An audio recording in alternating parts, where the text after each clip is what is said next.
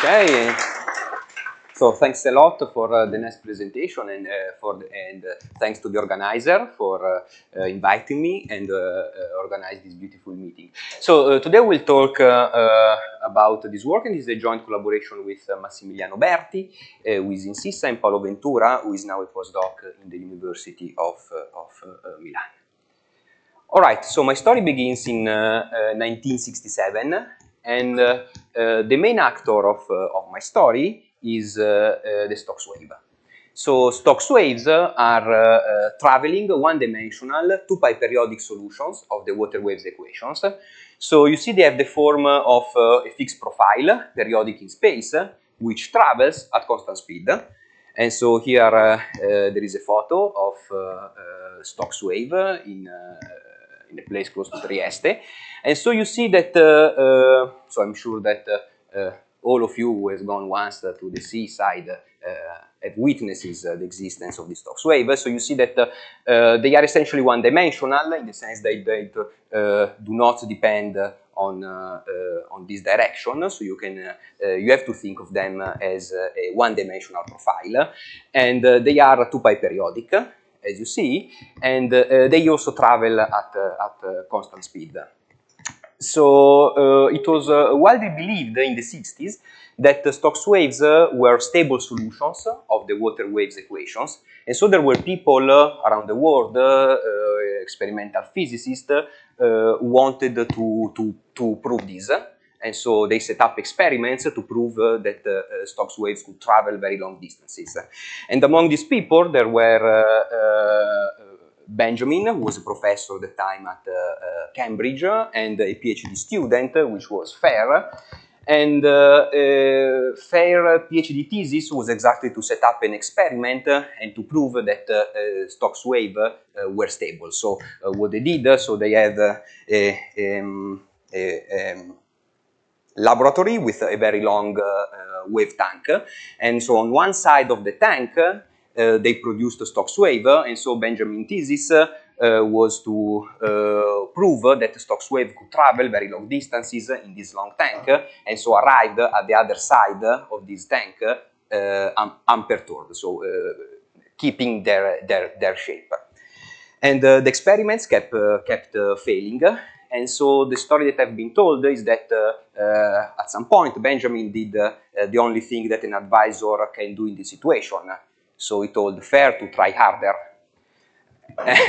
But the experiments kept failing, and then at some point they realized that it was not a fault of the setup, but Stokes waves were inherently unstable. And so in their words, so what they realized is that deep waters, so you see this is from their paper, so the wave trains were generated at one end of a long tank, and it was found that the wave train may develop conspicuous irregularities if it travels far enough, and eventually, at great distance from the origin, the train may become completely disintegrated and energy redistributed. And nowadays, this phenomenon is called Benjamin-Feir, or modulational instability, and it is the phenomenon that under long wave perturbations, Stokes waves become unstable. Then this kind of phenomenon, so the phenomenon that traveling periodic solutions become unstable under long wave perturbation has been observed also in many other physical systems. So it is a kind of ubiquitous phenomenon in physics. All right, so in mathematical terms, the problem is the following. So Stokes wave solutions are exact solutions. I will talk about them later, but they are exact solutions of the water waves equations. So you take a Stokes wave and you linearize the water waves equation at the Stokes wave, and so you get a linear equation of the form dTV equal L epsilon V plus quadratic correction. So L epsilon is the linearized operator at a small amplitude Stokes wave. So here epsilon represents the amplitude of the Stokes wave, which is small. And so the mathematical question is, so the basic mathematical question is, what is the spectrum of the linearized water waves operator at a small amplitude Stokes wave? So what is the spectrum on L2R of the linearized operator? You have? They are parameterized by the amplitude. Yes, it's one parameter family parameterized by the amplitude. Okay, so and the modulational instability in mathematical terms is the phenomenon that the spectrum of the linearized operator has a non-trivial branch in the right half plane. And so let me mention that so the instability is due to the size of the domain. So it's also true on 0L. So on a fixed box when L is very, very large. And there's been pioneering works by Benjamin-Feir and then by Lytle, Witham, Zakharov, and they detected an instability near the origin of the complex plane. And then later there's been some work by MacLean in the 80s who detects also numerically, who detects numerically a new type of instability away from the origin. And then there's been many results for dispersive PDEs, so Schrödinger, generalized KDV, Witham by many people, both numerical and analytical. Okay, so let me tell you what is known. So the first result, and what is the spectrum? So there is a series of numerical results obtained by De Koning and Oliveras. And what they do is this. So they plot the spectrum, so they compute numerically the spectrum of the linearized operator at the Stokes wave. And what they find is that this is the spectrum. So what you see is so they detect here a figure 8 near the origin. And then they detect a series of other small instabilities, so they have the form of isolas going away from the origin and shrinking in size, so they become smaller and smaller. Okay, so the question is, what can we analytically tell about the structure of the spectrum? And there's been there's been first a pioneering work by Bridge and Mielke in 1995, where they proved that in finite depth, so they were able to detect the existence of instability. So what they did is they were able to describe the existence of eigenvalues here, so very close to 0, and describing the cross in the middle of the figure, so exactly this part. So they described essentially this part in finite depth. And then very recently, Nguyen and Strauss did the same, so the same construction, but in infinite depth. And then there is the result that I will talk about, and then there has been also more recently by Ura and Yang and by myself, Massimiliano and Paolo Ventura. We were able to describe here the first isola of instability, and the same result is also, or at least the same problem is also interesting when you consider the 3D water waves. So Stokes waves are essentially one-dimensional solutions, so you can consider the water waves in 2D, but of course Stokes waves are also a solution of the 3D water waves problem.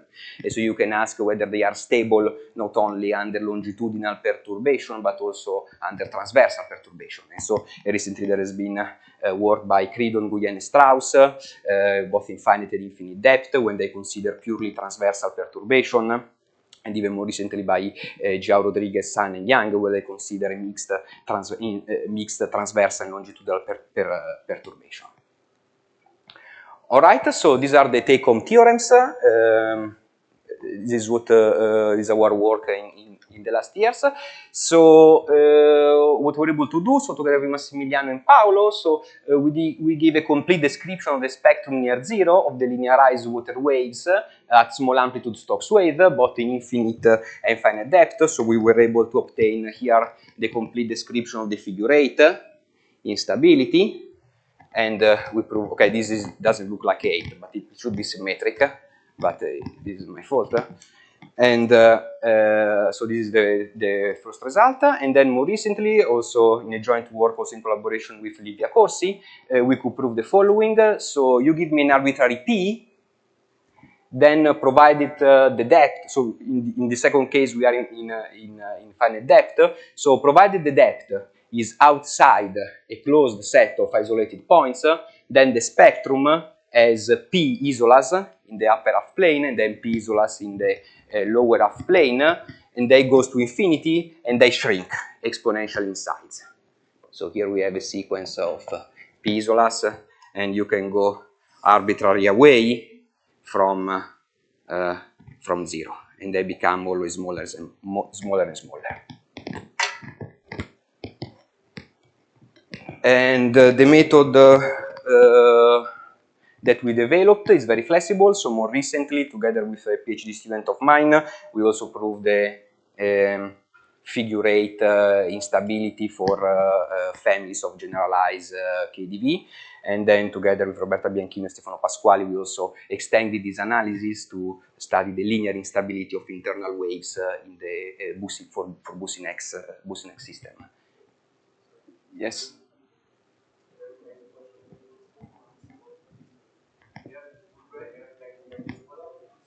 What are they? The blue circles? No, the blue is the spectrum. The red are the unperturbed eigenvalues. The unperturbed. But the spectrum is the blue.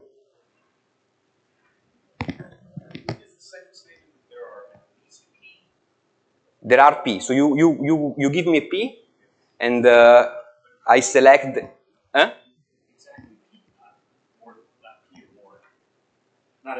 At least P. Okay. At least P. I can find P. So the point is this. So or in other words, so you tell me, you give me a finite box here as large as you want, and I shrink epsilon, and I describe the spectrum. And here I find isolas. Or vice versa, you want to find 100 isolas, I'm able to produce an epsilon sufficiently small for which there are at least 100 isolas. What we cannot do is to go uniformly, what we cannot do yet is to go uniformly at infinity and to prove that there are infinitely many of isolas. I do believe it's true. All right, so the goal of the talk of today is to give an idea of the proof of the figure 8. So how you can prove that the spectrum near the origin forms this figure 8. Okay, so I need to start with the mathematics of Benjamin-Feir instability. So the water waves, so I will start describing the water waves equation. So the water waves in 2D, so they are the Euler equations for any compressible irrotational fluid. I will consider deep water under the influence of the gravity. So I can do a picture. So the point is this. So you have here the reference frame. Here you have your wave, the wave profile, which I denote by eta tx, and here you have, of course, you have the gravity, which acts as a force, and here you have the particle, and this is u. This is the fluid velocity, which is in this case. So I consider the 2D water wave system, so this is a function of utx and the second component vty, and this fulfills the Euler equations. So again, this is a Euler system, but like Diego told, but with a free boundary. So here the boundary is an unknown. It's not determined. And so you see the fluid is irrotational, so the velocity can also, it is the gradient of the velocity potential phi, and the velocity potential phi fulfills a system of mixed, is an elliptic system of mixed Dirichlet boundary conditions, so the Laplacian of phi is equal to 0, which is due to the fact that the velocity field is incompressible, so you take the divergence of u equal to 0, so the divergence of the gradient is the Laplacian, so Laplacian u is equal to 0. Then you have also some boundary conditions, so you have a first boundary conditions which tells you that if a particle starts on the surface of the wave, it stays on the surface of the wave for all times. Then you have a second boundary conditions which tells you that the more you go in depth of the water, so the more the velocity field becomes horizontal. So the second component of the velocity field becomes 0, which in terms of the velocity potential, it is this condition, derivative with respect to y of phi tends to 0 as y goes to infinity, and these instead are the Euler equation restricted, so these become the Bernoulli equations when you restrict the Euler equation at the free surface. Okay, so now let me tell you this. So I told you that phi, the velocity potential, fulfills an elliptic equation with a Neumann boundary condition on the bottom, but now you can do an artificial thing, so you can define psi as the trace of the velocity potential at the border. So you introduce this new variable, little psi, and okay, so if you know u and if you know eta, you know phi, and you know the trace of phi at the border, so you know psi, but then so there is a very simple but crucial observation which was done by Zakharov, which is you can also do the opposite. So if I give you eta and psi, you plug eta and psi here, so you solve this elliptic problem, and so you know phi, then you take the gradient of phi, you know u, so you know everything, meaning that you must be able to express the water wave system just as a system in terms of eta and psi, which are data at the free surface. And this is indeed possible, and this was done by Zakharov, and then you get the Zakharov formulation of the water wave system as this, as a two system of two equations for data at the surface. So the first unknown is eta, which is the free surface, and the second unknown is psi, which is the trace of the velocity potential at the border. So what is the advantage of this formulation? The advantage is that this is not anymore a free boundary problem. So this is a system of PDEs, so in this case in 1D, on R or on the torus. And what is the disadvantage? The disadvantage is that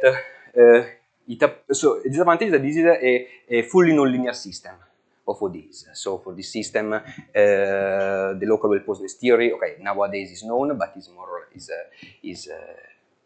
more recent, and global well posedness instead it has still some issues on a compact domain. So particularly it is not known. And it appears the Dirichlet to Neumann operator, which is this operator, G of eta psi, and so this is the operator which maps the Dirichlet data, psi, into the Neumann data. So this is given by the square root of 1 plus eta x square, and the derivative with respect to the normal. So here you take the normal at the surface, which is this. So this is the normal, and this is the derivative with respect to the normal of the velocity potential evaluated at the free surface. Okay, it doesn't matter that we understand too much for this talk about the Dirichlet-Neumann operator. The only thing that we need is that G of eta, it is a self-adjoint operator, and as a function of eta, it is a nonlinear function, but it is analytic as a map from HS into the bounded operator from HS into HS minus 1, and moreover, the Dirichlet to Neumann operator evaluated at the free surface is just modulus of this. So it's a Fourier multiplier. It's a non-local operator, but it is a very simple Fourier multiplier, modulus of d of psi. So that multiplies every Fourier coefficient of psi by modulus of xi. All right. Another important thing is that it is a system with a lot of structure. So in particular, there are two important structures, actually three important structures. So the first one is that the water waves in the Zakharov coordinate is an Hamiltonian system with eta and psi as canonical Darboux coordinates, and in particular dt of eta psi is equal to j, and grad of eta of the Hamiltonian, grad psi of h, so j is the usual symplectic tensor 0 identity minus identity 0, and the Hamiltonian expressed in terms of eta psi as this form, so it has a kinetic part and a potential part, and this is the first symmetry. And the second symmetry is that the system is time reversible, which can also be expressed in the following form. So the Hamiltonian is invariant when I compose it with the involution rho, and rho is the involution that sends eta and psi into eta of minus x and minus psi of minus x. So this is the second symmetry which will play a role. And then the last symmetry is that the system is translational invariant, because I'm in deep water, and so the system is invariant by translation. Okay, so what I'm interested is to study stability of Stokes waves, so let's first construct them. So Stokes waves are periodic traveling wave solutions of the water waves, so they have the following form. So this means that you look for solutions of this very complicated, of this system, so you look for special solution of these systems, of the system, which have the following form. So eta tx equal a profile, eta check, and ctx another profile, phi check, and these are functions just of x minus ct. So c is the speed of traveling of the Stokes wave, and eta check and psi check are profiles which are 2 pi periodic in x. So you look for a solution of this, so you take these, you put them in the water waves equations, and so if you put also yourself in a reference frame in translational motion with the same speed of the Stokes wave, so essentially if you are a surfer and you stand on the Stokes wave, then the Stokes wave becomes a stationary solution, an equilibrium stationary solution of the water wave systems, meaning that here you add c eta x and c psi x, and then you look for stationary solution of these equations. And this was done originally by Stokes, and then by Levi-Civitas, Struik, Nekrasov, by some formal computation, but nowadays the construction of the Stokes wave is a classical application of Krandar-Rabinowitz. And so the result is that there exists epsilon 0 and analytic solution, it epsilon psi epsilon, parameterized by the amplitude epsilon, and such that it epsilon psi epsilon are 2 pi periodic in x. It epsilon is also an even function. P epsilon you can choose it to be odd, and they have an asymptotic expansion in epsilon, which has this form, and you can compute at essentially any order that you want.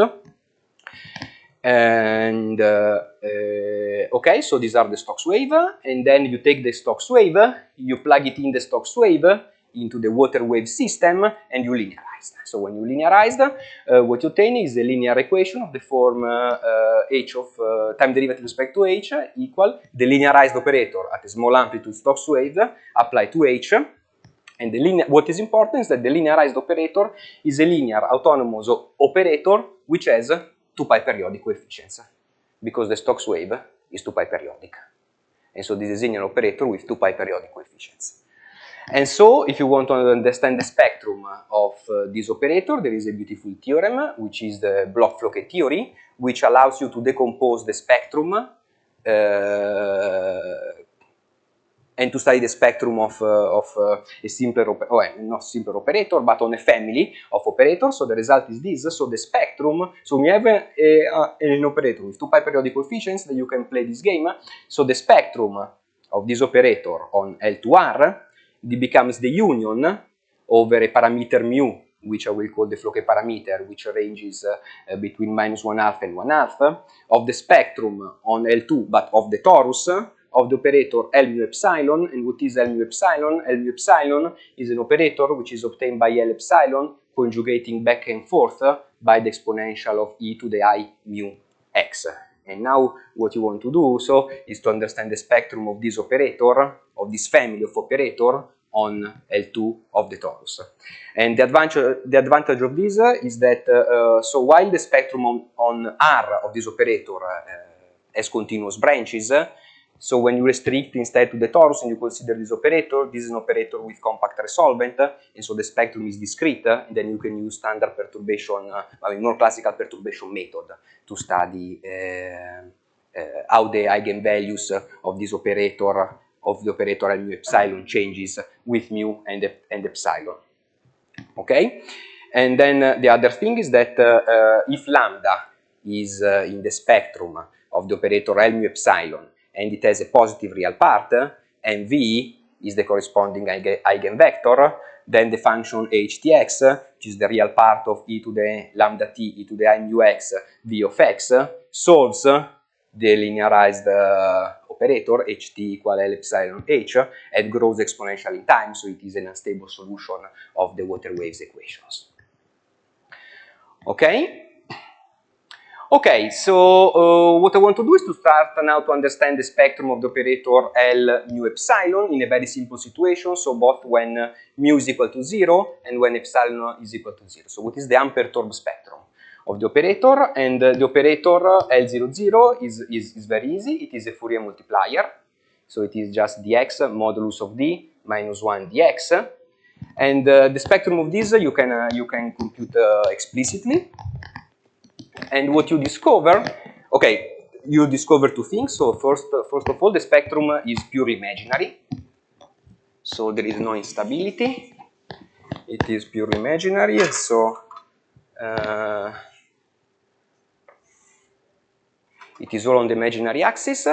And 0, so it is given explicitly here. So these are the eigenvalue of the operator. So you see that when you put k equal to 0, then you get 0, both choice of the sign, but you get 0 also when you put k equal to 1. So you see that 0 is an eigenvalue of L00. So here you have an eigenvalue 0 with algebraic multiplicity 4. And actually you discover also that it has geometric multiplicity 3, and so in particular it has a kernel.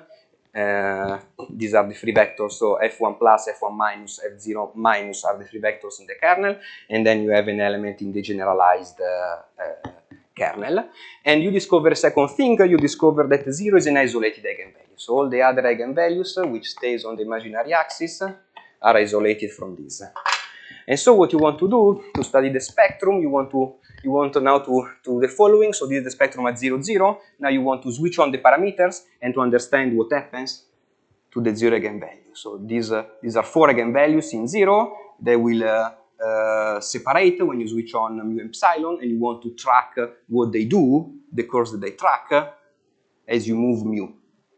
And as you put mu and epsilon different from 0. So this will blow in the direction, then they will give rise to the figure 8. Okay, so now I'm ready to tell you the main result. And so the theorem that you prove is the following. So let me read the theorem for you. It seems complicated, but it's not. So the theorem tells this. So there exists epsilon 0 and mu 0 greater than 0, such that whenever mu epsilon are sufficiently small, so smaller than mu 0 and epsilon 0, so here you have a box, so this is the box which describes the parameter epsilon and mu. So the operator, so for every mu and epsilon in this box, so the operator L mu epsilon has 4 eigenvalues close to 0, and this is pretty much obvious because the unperturbed operator has 4 eigenvalues close to 0. 2 of the eigenvalues are always purely imaginary, and for the other 2, it happens the following. So there exists a curve, a real analytic curve in the parameter, which is this mu underline epsilon. Then, if you choose mu epsilon below this curve, the other 2 eigenvalues have a non-trivial real part. So we are in the first case, so you see there is always an imaginary part, plus there is a correction, and if you are so this curve is exactly where the function below the square root becomes 0, and if you are below here is where this function is positive, so you have 2 eigenvalues with a non-trivial real part. And instead, if you are above this curve, so this is the portion when, so you are here, so this quantity here becomes negative, and so the eigenvalues become again pure imaginary. So when you take mu epsilon above here, you have 4 eigenvalues purely imaginary. And these are the expression of eigenvalues and the notation that I use. So here, for example, take R mu epsilon square, mu square epsilon, mu cube. So this means that this is a real analytic function of mu and epsilon, which has a 0 at 0 of order mu epsilon square plus mu square epsilon plus mu cube. So this describes the order of vanishing at 0 of this function. Okay, now let me play this game. So now fix epsilon here and move mu. So what you see is that, so take a mu different from 0 here, and so you see that the eigenvalues, you have 2 unstable eigenvalues, then you keep increasing mu, So these eigenvalues keep increasing. So you keep having unstable eigenvalues. Then when mu reaches this value, the two eigenvalues, the two unstable eigenvalue recollide, but now recollide away from 0 on the imaginary axis. And then you keep increasing mu, and then you see that the two eigenvalues again separate, but they separate staying on the imaginary axis. So in this way, you have described the complete bifurcation of the eigenvalues. It is exactly the point where is the top of the figure 8, is where the two eigenvalues recollide at the top of the figure 8. Exactly. Indeed, this is the way also you describe the figure 8. You can describe it quite precisely, because recall also that the spectrum on L2R of the linearized operator is the union over mu of the spectrum of the operator L mu epsilon. So what you need to do is just to plot the function, to plot the eigenvalues as a function of mu. And so before I had horrible formulas, but if you simplify this formula discarding the remainder, you take just the leading contribution, then you discover that the eigenvalue lambda plus or minus are approximately given by this function. So this is 1 over 2 I mu plus minus mu over 8 square root of 8 epsilon square minus mu square. And so this is a curve. This describes a curve in the complex plane. So this gives, when you choose mu between 0, so when you choose positive mu and the plus sign, you are describing this branch, and then when you choose the minus, you are describing this other branch, and this is when mu is positive and the spectrum is symmetric, so you have some symmetry when mu is negative, and so you describe also the second branch. All right, and so a few remarks. So this theorem describes all the eigenvalues close to 0, and the difficulty part is that the eigenvalues are not analytic in mu epsilon close to the top of the figure 8, and so this is difficult to track this problem. All right, so now let me sketch some ideas of the proof. And so the main ingredients, so there are 3 main ingredients. So the first one is to exploit Kato similarity theory transformation. Then we will exploit, we'll deeply exploit the Hamiltonian irreversible structure. And finally, we will do a KM-inspired block diagonalization procedure. All right, so let me start with some preparation. So as you told us, so you take the original water wave equation, you linearize the Stokes wave, then you apply 2 change of coordinates to simplify a little bit, but the important point is that the linearized operator, it inherits the Hamiltonian and reversible structure of the water waves equation. In particular, the linearized operator is linearly Hamiltonian in the sense that you can write it as J, so J is 0, identity minus identity 0, apply to an operator which is symmetric, so J is symmetric operator, and moreover it is reversible, meaning that it skew commute with the involution rho, which was the symmetry of the Hamiltonian. So the linearized operator inherits this symmetry. And it has 2 pi periodic coefficients. Here there are 2 functions, A epsilon, B epsilon, which depends on the Stokes wave, and you have an asymptotic expansion of this function. Okay, then you consider operator L mu epsilon, obtained by conjugating L epsilon back and forth by e to the I mu x, and also this operator inherits some structure. So it is in particular, it is complex Hamiltonian and complex reversible, meaning that it is J applied to an operator, you see here, which is not anymore symmetric, but it is self-adjoint. So with respect to the complex scalar product. And the first one, so the water waves is a real system. So the original operator, so the original B, so this B was symmetric with respect to a real scalar product, and this is self-adjoint with respect to the complex scalar product. And then you see the other things is that you see that the role of mu is simply to shift the x in the x plus e mu, and to shift the modulus of d into the Fourier multiplier modulus of d plus mu. So it is complex Hamiltonian, and it is also complex reversible, meaning that it skew commute with a complex involution, which is the involution that sends eta psi into eta conjugate minus x and minus psi conjugate of minus x, which is due to the fact that here you are multiplying by complex functions. Okay, so we know everything about the spectrum of the unperturbed operator, L00. We want to know the spectrum of the operator L, when mu epsilon are different from 0. And in order to do this, there is a beautiful theory, which was originated by Kato. You can find it in Kato's book. It's Kato's theory of similarity transformation. And Kato's theory tells you that the correct object that you should follow are not the single eigenvectors, but is the eigenprojectors. And so what you need to prolong is not the eigenvectors, but it is a basis of the unperturbed spectrum. Let me explain this. So you start with, so we define the spectral projector. So this is the integral over a circuit gamma of the solvent. So this is the unperturbed spectrum. So now you choose a circuit gamma around this, which isolate the spectrum. And then you integrate the resolvent along the circuit. And then you multiply by -1 over 2 pi I, and this is a projector. So it is well defined, it is bounded, it commutes with L mu epsilon. It is analytic as a function of mu epsilon, so this is a big advantage because it means that you can make Taylor expansion in the parameter mu epsilon.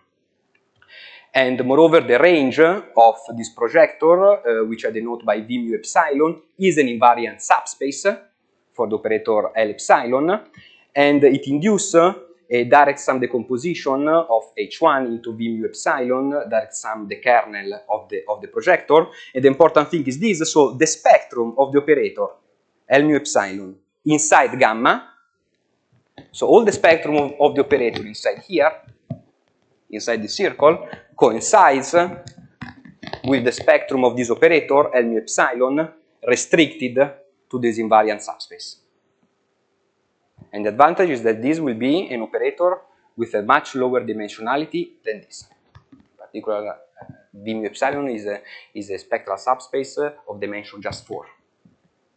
Now, the second object is the transformation operator, which is this. So it is constructed starting from the spectral projector and defined by functional calculus. This is well defined because when mu epsilon are sufficiently small, P mu epsilon is in the operatorial norm close to P0.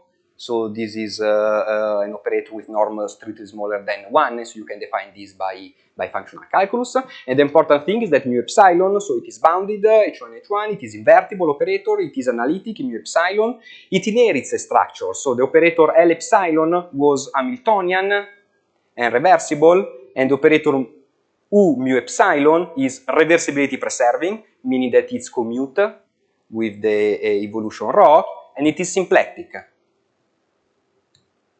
meaning that when you take J, the tensor, the Poisson tensor, and you conjugate U star JU, then you get J. And moreover, it conjugates the spectral projector. So when you take the unperturbed projector and you conjugate by U, you get the perturbed projectors. And so this means that the perturbed spectral subspace V mu epsilon, which is the range of P mu epsilon, is also the image through the operator U of the unperturbed spectral subspace. Okay? And so what does it mean? It means that you can take the unperturbed basis, F1 plus, F1 minus, F0 plus, F0 minus of the unperturbed spectral subspace and transform it through the operator U in a basis of the perturbed subspace. So these four are vectors which spans the perturbed subspace. So they are not anymore eigenvectors, they are not eigenvectors. So the first one were eigenvectors. So 3 eigenvectors, 1 generalized eigenvector. These are not eigenvectors, but they span the perturbed space. And moreover, thanks to the property of U, this is a basis which is also, so it inherits an algebraic structure, so it is symplectic and reversible basis, meaning this, but I don't want to enter in details this. Okay, and so the next goal now is to represent the action of the operator L mu epsilon as an operator from V mu epsilon into V mu epsilon on the Kato basis. And what you can prove is that this action is represented by a 4x4 matrix, which has a structure, and in particular it is J4. So J4 is this block diagonal matrix when the J2 are 2 times 2 block 0, 1, minus 1, 0. So this is what remains of the Hamiltonian structure. And the 4x4 matrix B mu epsilon, which is self-adjoint, and which is this. So it is done by taking the scalar product of the Kato vectors with the operator b mu epsilon, and moreover, since the operator mu epsilon is reversible, what you have is that, and the basis also is reversible, so it is the property here. So it is a reversible basis. So you get a second algebraic structure on this coefficient. So you know that the entries of this matrix are alternatively real or pure imaginary. So this is real, this is pure imaginary, this is real, this is pure imaginary. This you get by the reversibility property that you have carried out here, and this plays a role. Okay, so now what's the next goal? The next goal, this is the 4x4 matrix, so we need to understand the eigenvalues of this 4x4 matrix. So let's start to compute the entries of this matrix. So this can be computed, and then what you discover is that this 4x4 matrix, so we decompose it in 2x2 matrix. So you have E, F, F star, G, and he has this form, G this, and F, G. So I don't want to read inside here, but let me tell you this. So let's take the matrix E. So this is a 2x2 matrix. And because of the Hamiltonian reversible structure, these entries, the entries here, which seems random numbers, but they have an algebraic structure. In particular, the algebraic structure is this. So E has to have the form alpha minus I beta gamma with alpha, beta, gamma real number, because of the Hamiltonian reversible structure. And so, when you compute J to E, which is what you find here, so L mu epsilon is the operator that you want to understand the spectrum. So J to E, it has an imaginary part plus 0, gamma minus alpha 0. And so now you understand immediately when this matrix has eigenvalues with positive real part. And the condition is that the sign of alpha must be different from the sign of gamma. And so you see that the sign of this, you need to check the sign of this and the sign of this. And so you see that it is possible that they are different, no? Because when mu is very small, here dominates epsilon square, which is positive, and here dominates instead minus mu square, this is negative, so they have different sign. And so this matrix here on the top here has two eigenvalues with strictly positive real part. Okay, but in order to do this analysis, you need to be very careful because this is not just a Taylor expansion. You see that in this entry, exactly in this entry, there are no terms of order of type O to there are no terms of the form epsilon to the k for any k. There are no any terms of this. And there are no terms of order mu epsilon k for any k. So perturbation of this type would destroy the structure of the matrix, so we wouldn't be able to conclude the existence of Benjamin-Feir unstable eigenvalues. So we need to eliminate all the elements here, and this is not a Taylor expansion. So here you need to eliminate these terms at any order. So let me show you how to prove that there are no. So the proof is simple. So let me show it to you how to prove that there are no terms of order O epsilon k for any k in the entry E22. So exactly in this entry. So the proof goes like this. So the matrix element of B0 epsilon, which are these, the matrix element here, so when mu is equal to 0,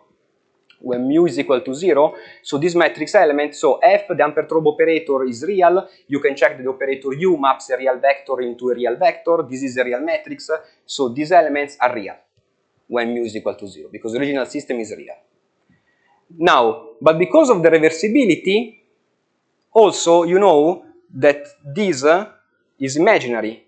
So they are alternatively real and pure imaginary. So the only possibility is that these are 0. So you already get a lot of 0. So when you compute L0 epsilon, you get that the matrix has to have this form with certain 0. And now, what you know, so by a lemma by Nguyen and Strauss, you know that the linearized operator at the Stokes wave has an eigenvalue 0, but with algebraic multiplicity 4 and geometric multiplicity 2. What does it mean? It means that when this is the matrix that represents the action of this operator on the perturbed basis. So it means that 0 is an eigenvalue with algebraic multiplicity 4 and geometric multiplicity 2 of this matrix, What does it mean? That when you square this matrix, you must get 0. So you square it. This is the matrix, so there are only two possibilities. Either B is equal to 0, or A and alpha are equal to 0, but you compute, for example, the element A, which is here. You discover that is epsilon squared is not 0, so the only possibility is that B is equal to 0. B is exactly the element in position 2, 2. So it means that this is identically 0, so there cannot be terms, pure terms in epsilon here, and this was exactly the terms appearing here. So this means that when epsilon is, when mu is equal to 0, this must be 0. All right. So thanks to this analysis, so I told you consider J2E. So thanks to this analysis, J2E displays the Benjamin-Feir phenomenon, and you can compute also the eigenvalues of J2E, which are these. And so you see that they display the figure 8, and you have a region where the eigenvalues have a non-trivial real part. So in particular, you discovered J2E has two eigenvalues of order O of mu, and then this other matrix J2G has instead two purely imaginary eigenvalues which have sides square root of mu, but then you have a coupling J2F which couples the matrix. Okay, and so this comes okay. So now decompose. So if you decompose L mu epsilon into this part J2E 0 0 J2J, so this you can see as a perturbation, and what you want to say is that, so what you want to see is that this is a perturbation of a block diagonal matrix. And so the next step is to look for a perturbative block decoupling. So we look for a symplectic and reversibility preserving transformation phi, such that when you conjugate this matrix back and forth by phi, you completely remove the off-diagonal term, and you are back to a 2 times 2, so to a block diagonal matrix with 2 times 2 matrices, of which you know the spectrum, and you know the spectrum of these displays, so it has the same structure of J2E, and so it displays the Benjamin-Feir instability. All right, so let me mention, how much time do I have still? 5 minutes. Okay, great. So I can mention how to do the block decoupling.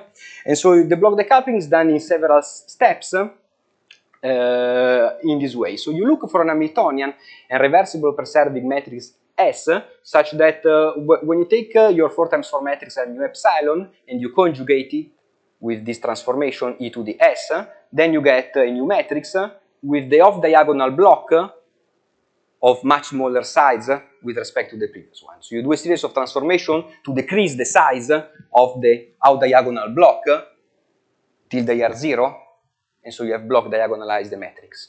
And then you have the full description of the spectrum. So how do you do one of these steps? So you do Lie expansion, which is this. So when you take L mu epsilon, so S will be something of small size. So when you conjugate L by this, you do an expansion in commutators, as was done in the previous talk. So you expand in commutators, and so you get that this matrix is the original one, L mu epsilon, plus the first correction, which is the commutator between S and L mu epsilon, plus higher order correction. And now, if you split L as the diagonal part plus the out diagonal part, then you see, so this is the original diagonal part, then you have the commutator of S with the original diagonal part, and then this is the original out diagonal part. So this gives the new out diagonal terms, and these instead are the terms which gives the new diagonal terms. And so now you see, so now the game is that you want to choose S in order to remove these out diagonal terms. We have not removed all the out diagonal terms because, of course, in these higher order terms there are new out diagonal corrections which comes from the iterated commutators. But at least at the principal order you have removed the out diagonal term. And this is what you do. So you choose S to solve. So we call this the homological equation, but it's the commutator of S with this matrix plus the out diagonal terms equal to 0. And so again, if you choose S with a particular structure, here the structure is J4 0, sigma star 0, then this homological equation is equivalent to the Sylvester equation, which is J2E(x) minus x J2G equal to minus J2F, and x here is J2 sigma. And so you see that this is a Sylvester-like equation. So this is an equation, is a matrix equation of the form AX minus XB equals C. So you have A, you have B, you have C, and you want to find if there exists an X such that this is true. And the Sylvester equation has a solution provided the spectrum of A and the spectrum of B are disjoints. But this is true in our situation because the spectrum of J2E is of order of mu, the spectrum of J2G is of order square root of mu, and so they are separated. But actually this is a 4 times 4 matrix, so what we do actually is we solve it explicitly, this equation, we prove that the solution is analytic in mu epsilon and that it has a certain order. So there is here a danger because remember that we did already a lot of effort to prove that in the entry E22, so in the entry E22 of the matrix E, there were no terms of order epsilon to the k for any k. This was necessary to prove Benjamin-Feir instability. So what you do not want is that now you generate terms of this form in this expansion. When you do this expansion, you have the danger that you might generate terms of this type in the entries E22. But since X is explicit, you can do a careful computation and show that in the entries, in the new E22 entries, there are only terms of order mu square epsilon, which are fine. So no dangerous term are generated through this expansion in the entry E22.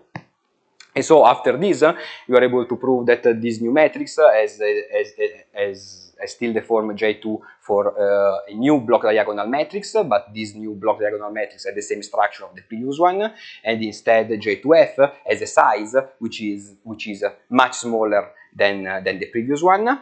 And now you can iterate this process and completely remove the off-diagonal terms. So you have block diagonalized the matrix, and so you have now a perfect information on the eigenvalues of the matrix. And this is all. So thanks for your attention.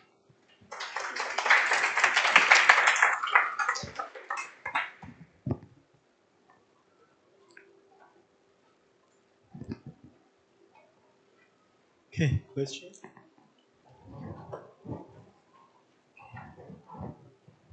Thanks for the nice talk. So,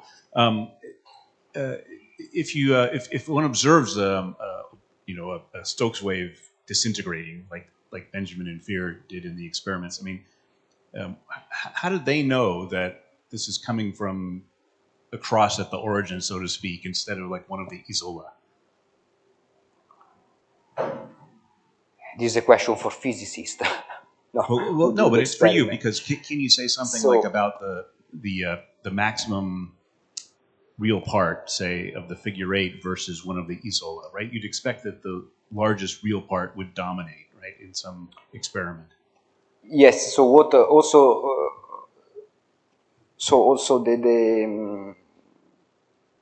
I mean, I don't know if they have a way to measure this. I'm not completely sure. So what in principle, so what I can tell you is this. So the instability which are generated from these eigenvalues close to 0, so these are exactly the instability generated by long wave perturbation. So because mu is essentially 1 over the length, so you can think of mu as 1 over the length of the tank. So if you take a long wave perturbation, this is what you should see, in principle, but it's a bit heuristic. Thank you.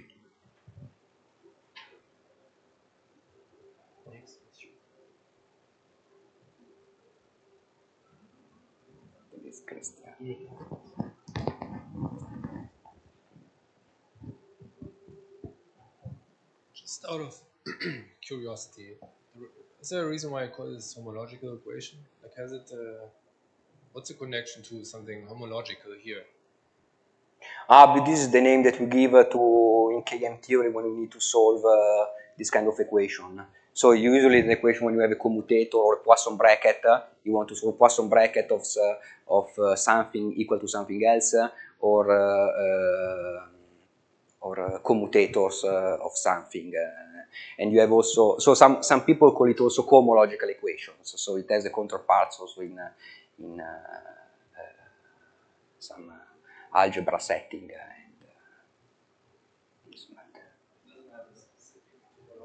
No, not for us, at least. Not for us. Question? Similar results holds for with surface tension? Yes. Yes. Which result? What is the question? The instability. The stability. The instability.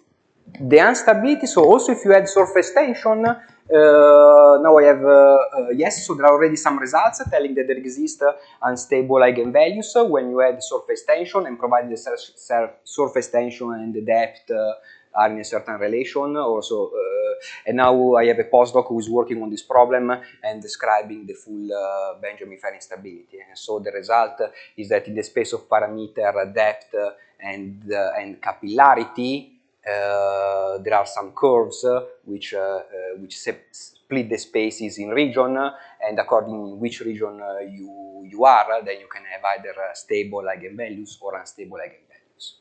But the answer is yes, so you can the analysis pass also through this case.